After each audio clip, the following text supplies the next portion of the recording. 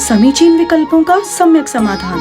सुनिए परम पूज्य श्रमण श्री सुप्रभ सागर जी महाराज के मुखारबिंद से YouTube चैनल सुप्रभ उवाच पर शुभाशीष परम पूज्य श्रमणाचार्य 108 श्री विशुद्ध सागर जी महाराज।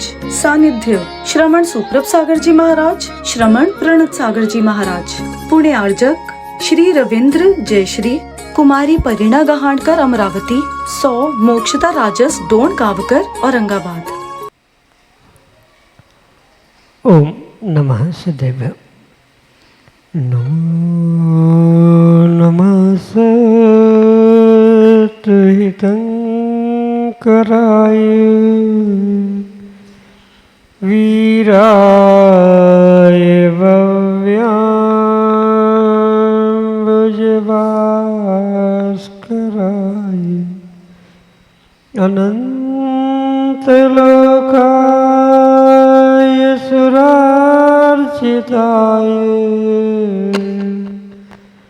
देवादिदेवाय नमो जिनाय देवादिदेवाय नमो जिनाय। पंच परमेष्टि भगवान की परम पूज्य गणाचार्य श्री विराग सागर जी महाराज की, परम पूज्य पट्टाचार्य आचार्य भगवंत गुरुवर विशुद्ध सागर जी मुनि महाराज की, परम पूज्य मुनि श्री प्रसम सागर जी सुप्रभ सागर जी महाराज जी की।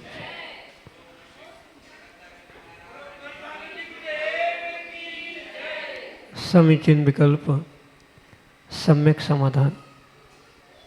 संसारी जीवों के मन में विकल्प उठना स्वाभाविक है, लेकिन हर व्यक्ति का विकल्प समीचीनता को प्राप्त नहीं हो पाता, और यदि किसी का विकल्प समीचीनता को प्राप्त हो भी जाए तो आवश्यक नहीं है कि उसका सम्यक रूप से समाधान प्राप्त हो जाए। परम पूज्य आचार्य भगवंत गुरुवर विशुद्ध सागर जी महाराज के मंगल सभा शिष्य परम पूज्य मुनि श्री सुप्रभ सागर जी महाराज ने आपको वह पुण्यवर्धनी अनूठी विधा प्रदान की है, जिसके माध्यम से आप अपने मन के उठते विकल्प को समीचीनता के साथ परम पूज्य मुनिषि तक प्रेषित करते हुए उसका सम्यक समाधान प्राप्त कर सकते हैं। तो आप भी अपना समीचीन विकल्प भेजें और मुनिषि से उसका सम्यक समाधान प्राप्त करने का पुरुषार्थ करें। प्रारंभ करते हैं आज का सम्यक समाधान। और आज के पहले विकल्प के लिए प्रतिष्ठाचार्य पंडित अखिलेश शास्त्री रामगढ़ उत्तर प्रदेश से महाराज के चरणों में बारंबार नमोस्तु निवेदित करते हुए अपना समीचीन प्रश्न कर रहे हैं कि महाराज जी 64 रिद्धि के व्रत पूर्ण होने पर सिद्ध चक्र विधान की चौथी पूजा में सम्मिलित होते हुए कुछ श्रीफल अर्पित करके क्या उस व्रत का उद्यापन संभव है? क्योंकि वर्तमान में यह प्रचलन तेजी से बढ़ रहा है। हमारे समीचीन विकल्प का सम्यक समाधान करने की अनुकंपा करें। नमोस्तु महाराज जी, नमोस्तु। ओम नमः सिद्धम। परम पूज्य आचार्य भगवान गुरुवर विशुद्ध सागर जी महाराज की, परम पूज्य श्रमण मुनि प्रसम सागर जी महाराज की।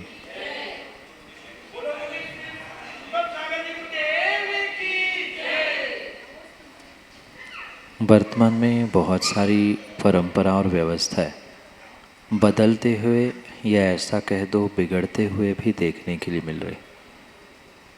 पर अगर हम आगम के परिप्रेक्ष्य में व्रत, उनके उद्यापन आदि की विधि के विषय में समझे तो आचार्य भगवंतों ने स्पष्ट लिखा है कि जितने उत्साह आनंद के साथ व्रत किए हैं उससे भी कई अधिक गुना आनंद, उत्साह और प्रभावना के साथ उन व्रतों के उद्यापन आदि को प्राप्त करना चाहिए, क्योंकि निर्विघ्न रूप से व्रत पूर्ण होने पर उसकी जैसी विधि उद्यापन की लिखी है उसी प्रकार से उद्यापन करना ये उस व्रत के विशेष पुण्य को देने के लिए कारण हुआ करता है।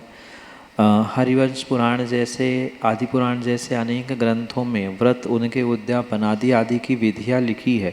तो जिस विधान की या जिस व्रत की जैसी विधि लिखी है वैसा ही उद्यापन करना ये बहुत आवश्यक है। वर्तमान में एक के साथ दो चार टिकट प्राप्त करने वाले, 2-4 कार्य करने वाले बहुत सारे धर्मात्मा हैं जो मात्र सिद्ध चक्र के किसी एक वलय को विधान का रूप मानते हुए थोड़े से ही श्रीफल चढ़ाते हुए या 4 लोगों के साथ हाथ लगा के वह पूजन करने से उद्यापन हो जाए, ऐसी भले ही उनकी मान्यता क्यों ना हो, पर विधि तो यही है, आगम का उत्कृष्ट मार्ग तो यही है कि उस 64 रीति विधान को पूर्ण इस प्रकार से प्रभावना पूर्ण करे कि जितने उत्साह आनंद के साथ व्रत किया है वह पूर्ण होने का आनंद भी, प्रभावना भी वहाँ प्रदर्शित हो। ठीक है, कुछ ऐसे जीव हैं जिनको वो बहुत बड़ा विधान अलग से करना संभव नहीं है, तो उनकी तो व्यवस्था, अनुकूलता, प्रतिकूलता आदि सब बातें समझ में आती है कि उन्हीं में, मतलब उसी सिद्ध चक्र विधान में ही जब 64 अर्घ्य चढ़ते हैं उसी को उसका उद्यापन मान के एक दिन कर लिया, ये किसी की विषमता हो सकती है, जघन्य मार्ग हो सकता है, पर इसे व्रत के उद्यापन की विधि नहीं कही जा सकती। ये किसी कंडीशन, किसी विशेषता के कारण व्रत इस प्रकार से पूर्ण किया, उद्यापन किया, ऐसा कहा जा सकता है। पर जो विधि, मतलब उत्कृष्ट रूप से जितनी अधिक से अधिक प्रभावना करना संभव है उतनी प्रभावना हर्ष उल्लास के साथ, आनंद के साथ ही उस 64 रिद्धि व्रत का उद्यापन अलग से विधान आदि करते हुए ही करना चाहिए। माना कि किन्हीं की शक्ति नहीं है, ऐसे भी लोग होते हैं जिनको प्रतिदिन की पूजा भी उतनी ज़ोरों शोरों से या बहुत प्रभावना से नहीं कर सकते हैं, तो उनके लिए तो ठीक है, सबके साथ उन्होंने अर्घ्य चढ़ा लिए, अपने भावों की विशुद्धि कर ली, हाथ लगा लिए श्रीफल आदि के, तो वहाँ तक तो बात समझ में आती है। पर इसे राजमार्ग बनाकर उसी सिद्ध चक्र विधान में उसका उद्यापन हो ही जाए, ये ज़रूरी नहीं है। उत्कृष्ट विधि से करने से उत्कृष्ट फल मिलता है और जघन्य विधि से करने से जघन्य फल मिलता है। ये सर्व जघन्य विधि हो सकती है। उत्कृष्ट विधि तो आगम में जैसी लिखी है, हरिवंश पुराण आदि में प्रत्येक व्रत की लगभग उद्यापन की विधि लिखी है।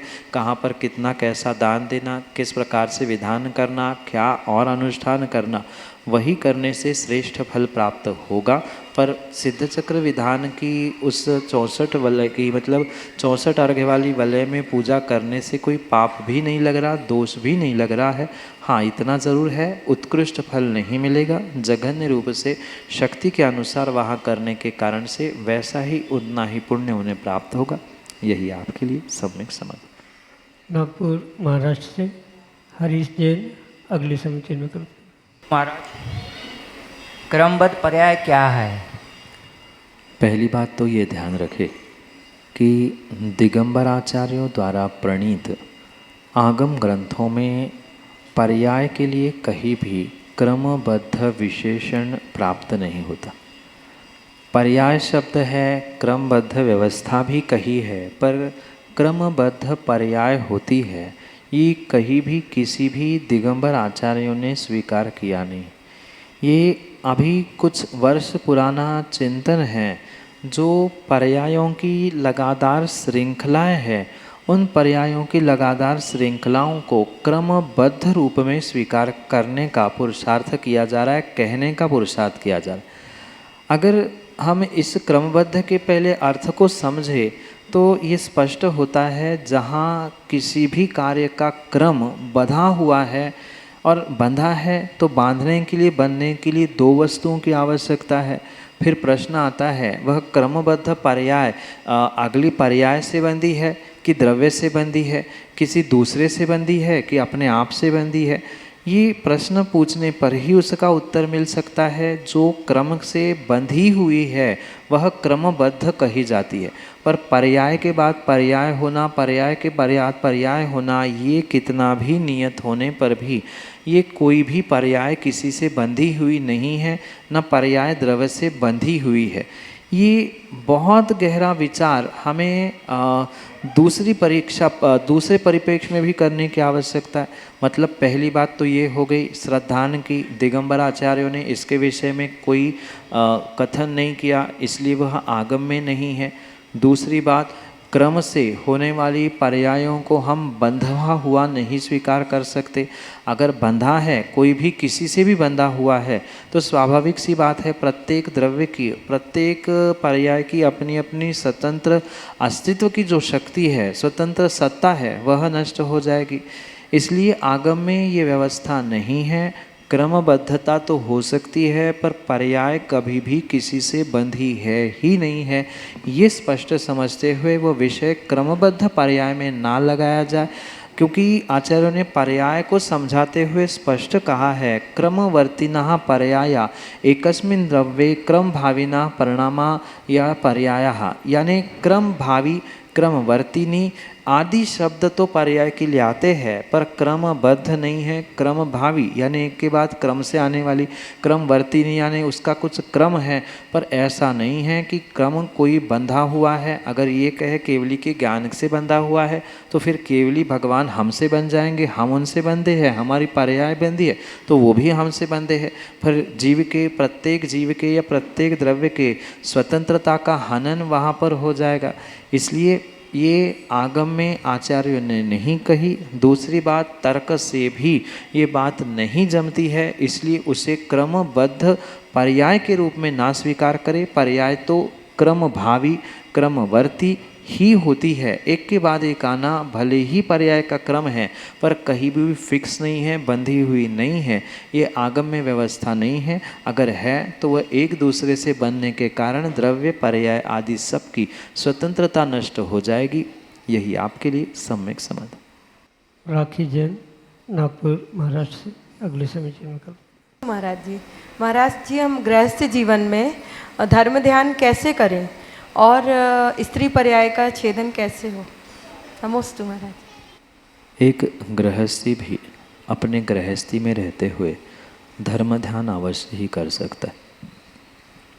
धर्म ध्यान का अर्थ मात्र हाथ पे हाथ रख के बैठ जाना इतना ही नहीं है।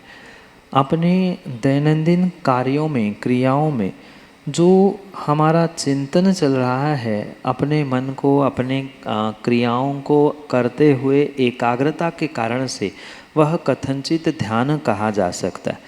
जो उत्कृष्ट ध्यान है वह तो हाथ पे हाथ रख के मन, शरीर, वचन इन सबको एकाग्र करके कहा जाता है। पर धर्म ध्यान गृहस्थों के लिए सामान्य रूप से आप अपने उन दैनंदिन क्रियाओं को करते हुए भी कह सकते हैं। जैसे सबसे पहला धर्म ध्यान आचार्य भगवंतों ने आज्ञा विचय कहा है कि जैसी तीर्थंकर भगवान की आज्ञा है उस पर श्रद्धान करते हुए ऐसा ही होगा, ये चिंतन करना पहला धर्म ध्यान कहा है। उसके लिए हाथ पे हाथ रख के बैठना ये कोई आवश्यक नहीं है, मात्र वहाँ आप अपनी क्रियाओं में भी ये चिंतन ला रहे हैं तो कथनचित वह धर्म ध्यान ही कहलाता है। इतना ही नहीं, विपाक विचय, अपाय विचय आदि भी धर्म ध्यान कहे हैं।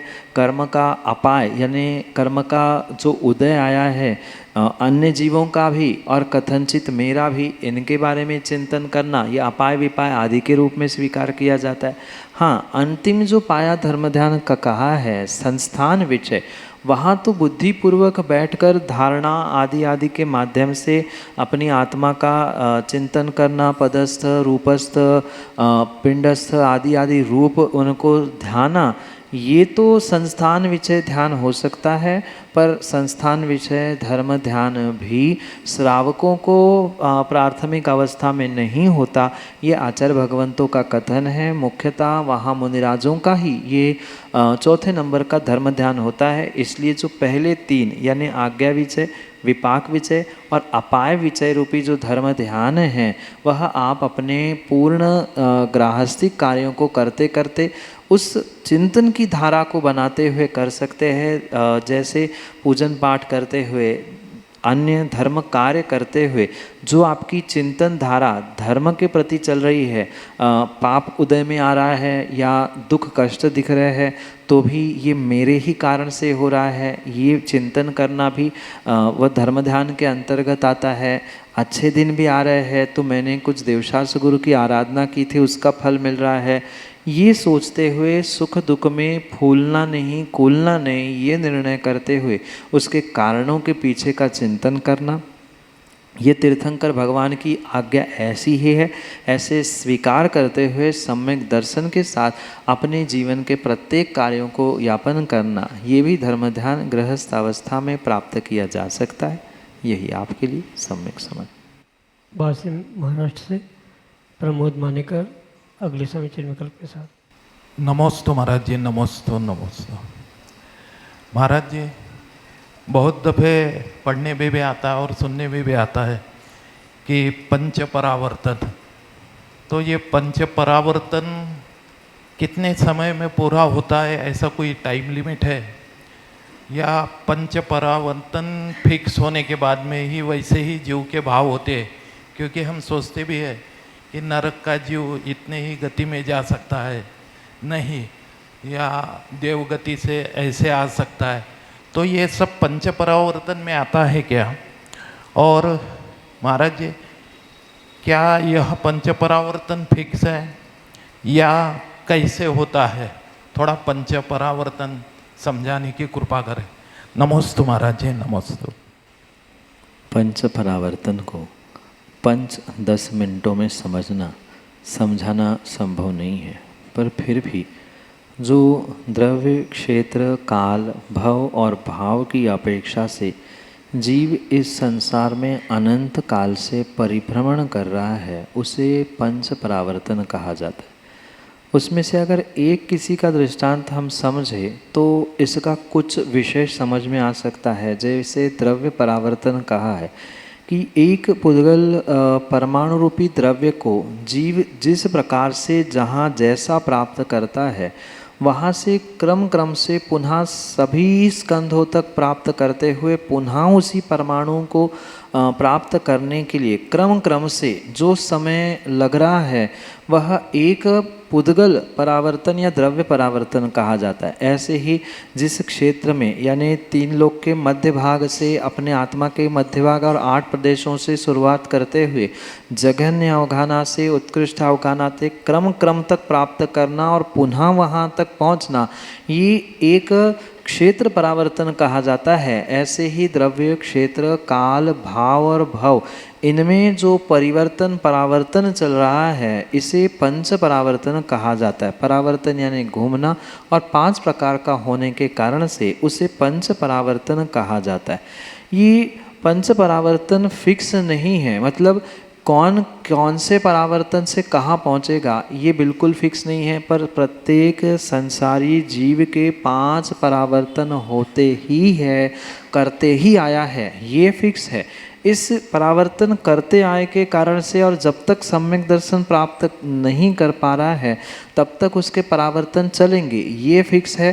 पर ऐसा नहीं है कि पहले ये परावर्तन के बाद ये परावर्तन, ये ऐसा, या इस पर्याय के बाद यही पर्याय, ऐसा कहीं भी फिक्स बिल्कुल भी नहीं है। जैसा जीव मन वचन काय से कर्मों का आश्रयबंध करता है, वैसा ही उसका उदय प्राप्त करते हुए तत्त परावर्तनों को वह जीव वहाँ पर प्राप्त करता है। इसलिए ये पक्का मानना कि पंच परावर्तन होते हैं, होते रहेंगे जब तक संसार है, इस अपेक्षा से तो फिक्स है। पर किसका पंच परावर्तन में से कौन सा परावर्तन कैसा है, उसका काल भी ऐसा कोई स्पेसिफाई नहीं किया जा सकता कि इतने मिनट से इतने सेकंड तक ये परावर्तन, या इतने घंटे इतने दिन में ये परावर्तन, ऐसा कोई भी नहीं है। जो जीव जैसा अपना कार्य करेगा, मन वचन काय से कर्मों का आश्रयबंध आदि करेगा, उसी प्रकार से उसका वह पंच परावर्तन में से एक एक परावर्तन स्वीकार किया जाएगा। भव, भाव, क्षेत्र, द्रव्य आदि रूप, ये जो परावर्तन है वह विशेष विशेषताओं को प्राप्त कराने वाले होने से उनको उसी प्रकार से दृष्टांत से समझाना संभव हो सकता है। पर चूँकि एक एक परावर्तन समझाने के लिए 5-10 घंटों से कम समय नहीं लग सकता, संक्षेप में इतना ही समझे। ये 5 द्रव्य, क्षेत्र, काल, भव और भाव, इनमें जहाँ से शुरू किया है पुनः वहाँ तक क्रम से बढ़ाते हुए वहाँ पहुँचना, ये एक परावर्तन कहा जाता है। अगर कोई क्रम अक्रम हो गया, डिस्टर्ब हो गया, तो वो काउंटिंग नहीं आएगी। पुनः वहाँ से ही उसको बढ़ाते हुए जो बढ़ते क्रम से प्राप्त किया जा रहा है वही उस गिनती में आने वाला है। इसमें कोई भी काल की सीमा नहीं है। अनंत काल से जीव ने यह परावर्तन किए हैं और जब तक सम्यक दर्शन नहीं होता तब तक उसका ये परावर्तन और भी अनंत काल तक चलता है। मात्र सम्यक दृष्टि जीव ही अर्धपुद्गल परावर्तन में मुक्ति को प्राप्त होता है। यही आपके लिए सम्यक समाधि। कारंजा महाराष्ट्र से राज मुचलकर अगले समीचीन कर। जी नमस्ते। मेरा प्रश्न ये है महाराज जी कि कभी कभी हम एखादी मतलब परीक्षा के हिसाब से प्रयास करते हैं एखादी चीज़ करने का, तो वो कभी कभी कम प्रयास में भी प्राप्त हो जाती है, लेकिन कभी कभी हम जी जान लगा देते हैं उसके लिए तो भी वो प्राप्त नहीं होती है। तो ऐसा क्यों होता है और वो उससे बचने के लिए हमें भी क्या करना चाहिए विद्यार्थी दशा में? अल्प प्रयास में सफलता और बहुत प्रयास में असफलता, ये रिजल्ट मात्र प्रयास का, आपके मेहनत का, पुरुषार्थ का नहीं है। और मात्र परीक्षा में ही नहीं अपितु सभी जीवन के कार्यों में ये बात समझनी होगी कि जब तक मेहनत को, पुरुषार्थ को, आपका लक फैक्टर जिसे आगम में धर्म में भाग्य कहा है, पुण्य कहा है, वो जब तक साथ नहीं देगा तब तक किसी भी प्रकार से आपको या किसी भी व्यक्ति को सक्सेस प्राप्त नहीं हो सकता। जिसका तीव्र पुण्य का उदय, तीव्र भाग्य का उदय या जिसका बहुत अच्छा लक फैक्टर होता है वह अल्प पुरुषार्थ में थोड़ा से ही मेहनत करके अच्छे रिजल्ट्स प्राप्त करता है। आपके भी साथ अगर कहीं ऐसा होता है तो ये पक्का मानना आज का हमारा पुरुषार्थ वहाँ बहुत कमज़ोर या कम अल्प लग रहा है, पर पूर्व में पुण्य बढ़ाने के लिए उस लक फैक्टर के निमित्त से आपने बहुत कुछ पहले ही कर दिया था, इसलिए थोड़ा सा ही कुछ करना पड़ा, आपको अच्छा रिजल्ट मिला। पर कई बार जब अच्छा रिजल्ट नहीं मिलता है तो ये पक्का मानना उस समय में आपका प्रबल पुरुषार्थ मतलब बहुत अच्छा मेहनत करने पर भी जो रिजल्ट नहीं आ रहे हैं उसके पीछे उस समय आपका भाग्य का उदय नहीं है, कहीं ना कहीं आपका लक फैक्टर कम पड़ रहा है। तो लक बढ़ाने के अलावा पुरुषार्थ को साथ देने वाला अन्य कोई पहलू नहीं है। इसलिए जितना हो सके हम अपने लक फैक्टर को, पुण्य भाग्य को बढ़ाने का प्रयास करें। जैसे पढ़ाई के समय में भी, क्योंकि अन्य तो बहुत सारी क्रिया, बहुत सारा तामझाम करना संभव नहीं हो सकता, पर इतना तो आप अवश्य ही कर सकते हैं। दिन में एक नमोकार की माला फेर लेना या भक्तांबर का कुछ काव्य पढ़ना, कुछ भक्तांबर के पद पढ़ लेना, या समय पूरा मिले तो पूरा भक्तांबर पढ़ लेना, या ऐसे छोटे छोटे कार्य करते हुए आप अपने लक को, अपने पुण्य को बढ़ा सकते हैं। बहुत समय भले ही नहीं हो, मंदिर पास में है तो एक कलश करके अर्घ्य चढ़ा के लौट के वापस आ जाना आदि भी बहुत सारे कार्य जीवन में करने से लक फैक्टर बढ़ सकता है। और जितना पुरुषार्थ के साथ आपका लक फैक्टर बढ़ेगा, पक्का मानना उतना ही आपको अपनी परीक्षा हो, जीवन हो, उतनी ही कामयाबी, सफलता आपको वहाँ पर प्राप्त होने की संभावना है। इसलिए मात्र हार्ड वर्क नहीं, स्मार्ट वर्क भी लक फैक्टर के साथ करना सीखे, कामयाबी आपको अवश्य मिलेगी। यही आपके लिए सम्यक समाधान। समीचीन विकल्पों का सम्यक समाधान सुनिए परम पूज्य श्रमण श्री सुप्रभ सागर जी महाराज के मुखारविंद से।